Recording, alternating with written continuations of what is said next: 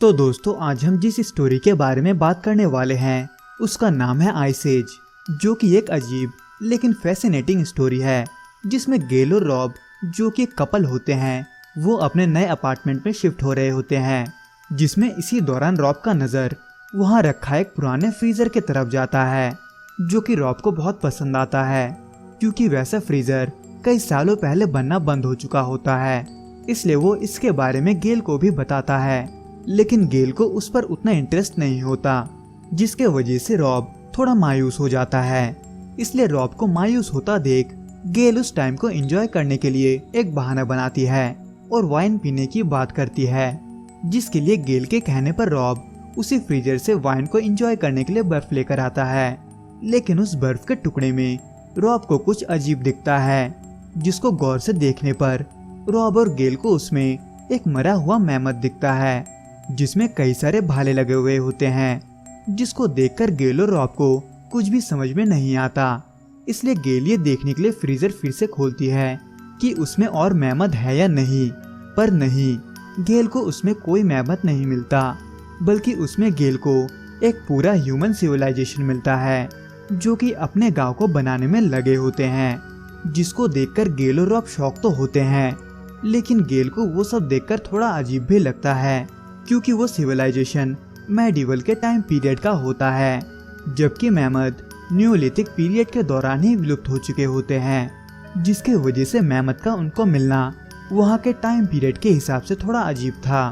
पर अब जब उससे ज्यादा अजीब चीज उनके फ्रीजर में चल रहा होता है तो वो ऐसे में उस मेमथ को अपने गमले में दफना कर फिर से एक बार उस फ्रीजर में देखने लगते हैं। पर इस बार उन्हें पहले की तरह मेडिवल सिटी नहीं दिखता, बल्कि उन्हें वहाँ पर एक विकसित होता हुआ शहर दिखता है जो कि सिर्फ 10 मिनट पहले तक कुछ और था, जिसके वजह से गेल ये समझ जाती है कि वहाँ टाइम तेजी से गुजर रहा है, जिसके वजह से देखते ही देखते गेल और रॉब के आंखों के सामने बड़े बड़े बिल्डिंग भी बनने लगते हैं, जो कि एक तरफ चल ही रहा होता है कि वह फ्रीजर के अंदर से दो वर्कर गेल और रॉब का मजाक उड़ाते हैं, क्योंकि उनके हिसाब से उन दोनों को घूरने के अलावा कोई काम नहीं होता, जिसमें गेल और रॉब को उसी दौरान देखते ही देखते गाड़ी और प्लेन का बनना भी दिखता है। पर तभी कुछ देर बाद उस फ्रीजर के अंदर एक न्यूक्लियर ब्लास्ट होता है,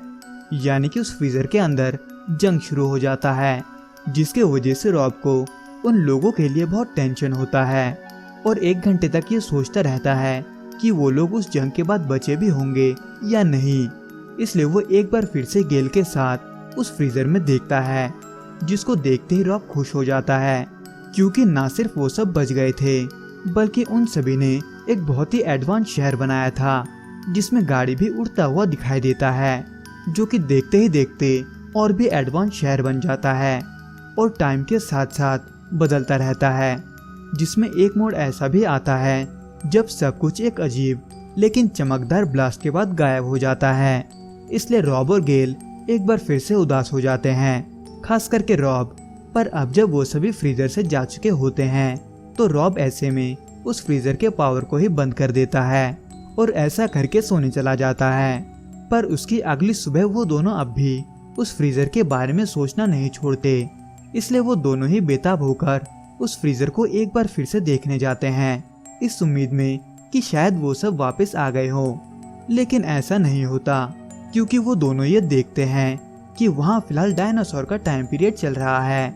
जिसको देखकर वो खुश हो जाते हैं, ये सोचकर कि कुछ देर बाद वो फिर से एक बार ह्यूमन सिविलाइजेशन को बनते हुए देखने वाले हैं।